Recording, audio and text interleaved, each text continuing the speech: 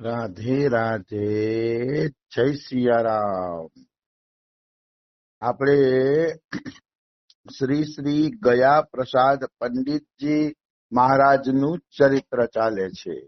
હા ગયા પ્રસાદ પંડિતજીના ચરિત્રમાં આપણે આગળ વધીએ તો ગયા પ્રસાદ પંડિતજી ત્રિકાળ જ્ઞાની હતા. હા મતલબ એને ત્રણેય કાળનું જ્ઞાન હતું ગયા પ્રસાદજીને.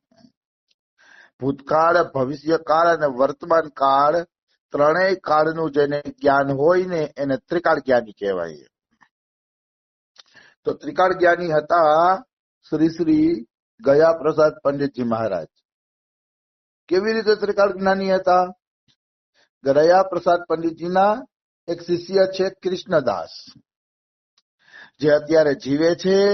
હું એને ઘણી વખત મળેલો પણ છું અને અત્યારે ગયા પ્રસાદ પંડિતજીની સમાધિને હાચવીને બેઠા છે. કૃષ્ણદાસ. હા તો એ કૃષ્ણદાસના ભાઈ હતા. એ ભાઈના લગ્ન થયા પણ એની વહુ હારી નહોતી. ઘરમાં કદીઓ કરતી, કંકાસ કરતી અને કોઈને સુખેથી જીવવા ન દેતી. એવી કજિયા કંકાસ વાળી એની વહુ હતી. ગયા પ્રસાદ પંડિતજીના શિષ્યના ભાઈની વહુ, હા કૃષ્ણદાસના ભાઈની વહુ આવી હતી.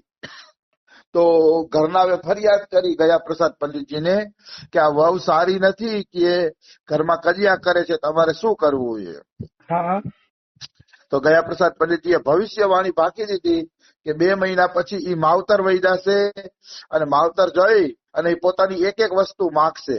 મારા ઘરેણા આપો, મારા ઠામઠીકર આપો, મારું આ આપો. તો કે ચૂં ચા કર્યા વગર ઈ જી માગે ને આપી દેજો તો તમારો છુટકારો થઈ જશે. ઈ કે હા નહીતર તમારો છુટકારો નહીં થાય. ઈ કે ચૂં ચા ન કરતા પંડિતજીએ ભવિષ્યવાણી ભાંકી દીધી. એટલે ઓલા લોકો કબૂલ થઈ ગયા કે કઈ વાંધો નહીં, અમે ચૂં ચા કર્યા વગર ઈ જી માગશે ને ઈ આપી દેશે. હા આમ તો સંતનું માનવું જોઈએ, સમજાણું? હા બિલકુલ. જે લોકો સંતોનું માને છે ને એ કોઈથી દુખી નથી થતા. હા એના ઉપર ભગવાન જરૂર ધીરે ધીરે કૃપા કરે છે. એટલે સંતોનું માનવું જોઈએ. એટલે કૃષ્ણદાસે એના ભાઈને કીધું કે જો આ ગયા પ્રસાદ પંડિતજીએ કીધું એમ કરજો તમે બધા. ઈ કે તો કે ઠીક છે અમે કરશી. સાચું કઈ 2 મહિના પછી ઓલી મોટો ઝઘડો કર્યો ને માવતર ભાગી ગઈ. હા મોટો ઝઘડો કરીને માવતર ભાગી ગઈ અને ત્યાં જઈને પછી દાવો કર્યો કે મને આપો ને મારા ઘરેણા આપો ને આ બધું દેતા ગયા કે માગતા જે જોતું એ લઈ જા, તું જા અહીંથી. હા તો એને બધું માયગું આપી દીધું ને. એટલે પંચોએ નિર્ણય આપી દીધો ભાઈ તે માયગું મળી ગયું, હવે તું એની નહીં ને ઈ તારા નહીં, વાત પતી ગઈ. હા અને પછી 2 જણા અલગ થઈ ગયા અને ઘરમાં કાયમી માટે સુખ શાંતિ થઈ ગઈ. હા તો આ ગયા પ્રસાદ પંડિતજીની ત્રિકાળ જ્ઞાનતા હતી કે ત્રિકાળ જ્ઞાન દ્વારા એને જાણી લીધું કે આને ઘરમાંથી કાઢવાથી જ સુખ મળશે. આવી વસ્તુ છે. ત્રિકાળ જ્ઞાની તો અમારા દાદા ગુરુ એ હતા. હો, હા અમારા ગુરુજી ખુદ કહેતા કે અમારા દાદા ગુરુ પણ ત્રિકાળ જ્ઞાની હતા. એકવાર અમારા દાદા ગુરુ એ અમારા ગુરુજીને કીધું કે હમણાં એક શેઠ આવશે કે હા પૈસાની થેલી મૂકશે કે એને દર્શન કરી લે ને એટલે કહી દેજે કે વયો જાય. હા એ પોતાના ઘરે પુત્ર નથી ને તો પુત્રની કામના લઈને આવે છે કે એટલે એ આવે ને ત્યારે ઘરે મોકલી દે છે. કે હા અહીંયા આપણે એને કઈ જરૂર નથી કે એને ઘરે જવા દે છે. કે એમ તો કે હા. તો કે ઠીક. પછી શું થયું? હાચું કઈ આવ્યો શેઠ, પૈસાની થેલી મૂકી. અમારા ગુરુજી તો હેરાન થઈ ગયા કે અડધી કલાકનું કીધું તો અડધી કલાક પછીથી શેઠ આવ્યો એમ. હા અને આવીને એને પૈસાની થેલી પણ મૂકી. હા પછી અમારા બાબાને ખબર પડી ગઈ કે હા આ પુત્રની કામના માટે જ પૈસાની થેલી મૂકે છે. એટલે એને કહી દીધું બાબા બહુ બોલતા નથી, અમારા ગુરુજી કે દર્શન કરી લીધા હોય તો જાજો તમે શેઠી કે. હા બાબા બહુ વાત નથી કરતા. બાબા શું વાતું કરે આવા સંસારી જીવો હારે. હા એટલે કે બાબા બહુ વાત નથી કરતા. પછી શેઠ વયો ગયો નિરાશ થઈને.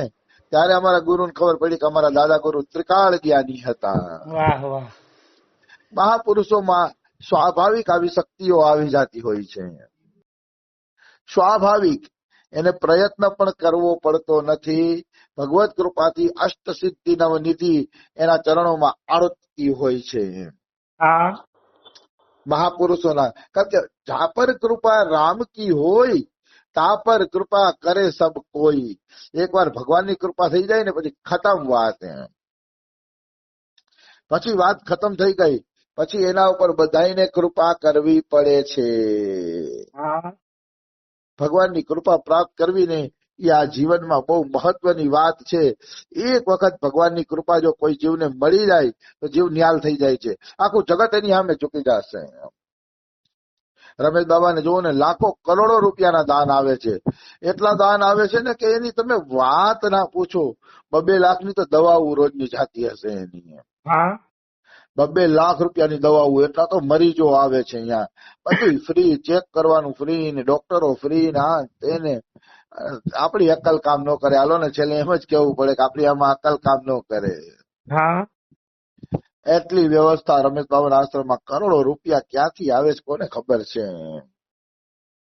કહેવાનો ભાવ છે, જા પર કૃપા રામ કી હોય તા પર કૃપા કરે સબ કોઈ. ભગવાનની કૃપા થઈ જાય એટલે બધાય કૃપા કરે છે. ભગવાનની કૃપાની તાકાત એવડી છે. ભગવાનની કૃપાની તાકાત એવડી છે. હા આવી વસ્તુ છે. કૃપા થવી જોઈએ બસ પ્રભુની, પછી બધી બરોબર જ છે. અને ભગવાનની કૃપા ન થઈ તો તમે લાખો રૂપિયા કમાઈ લીધા ને તો એ તમારી જિંદગી બેકાર છે.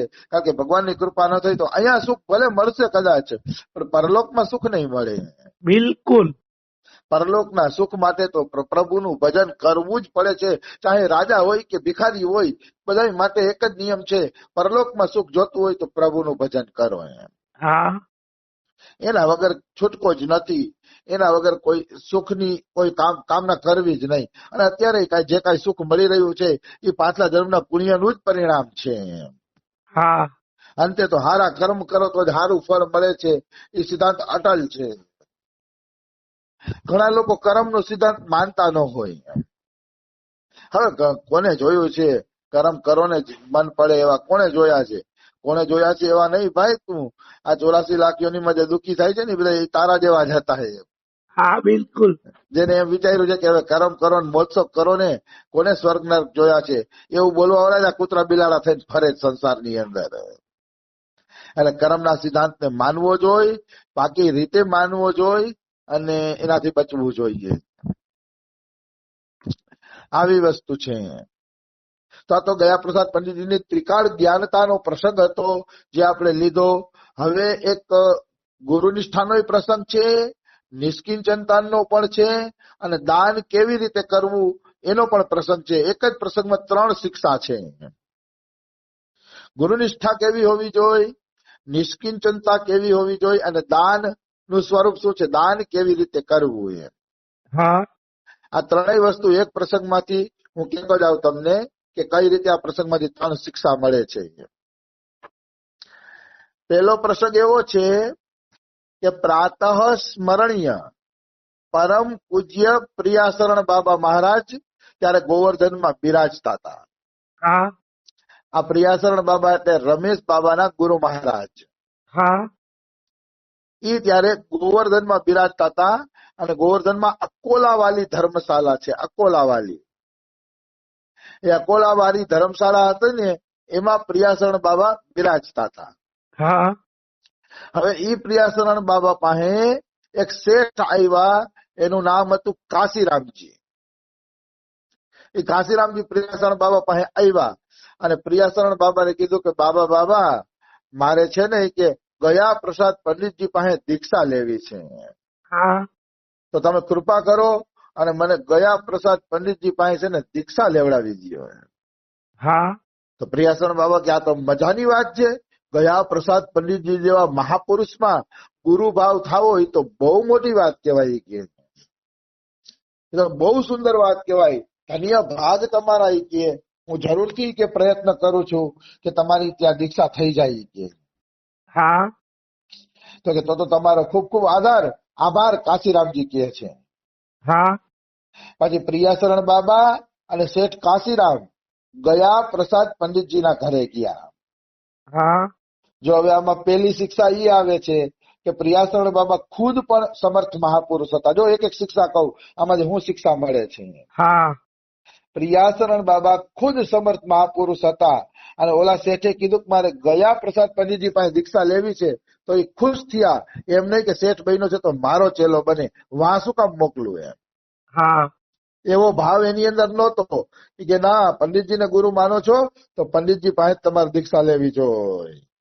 વાહ વાહ આવા મહાપુરુષો પેલા નિશ્ચિંતન હતા. આજ મારી પાસે કોઈ કરોડોપતિ આવીને એમ કહે કે મારે ફલાણાનો ચેલો બનવો છે ને, તો મારા પેટમાં ગરમા ગરમ તેલ રેડે ને એવી પીડા થાય. હા આવ્યો મારી પાસે અને મારો ચેલો બનવો નથી, ચેલો બીજાનો બનવો છે ને વાત મને કરવી છે. તમે કોઈ નો કરે આવું, જેવું પ્રિયાસણ બાબાએ કર્યું.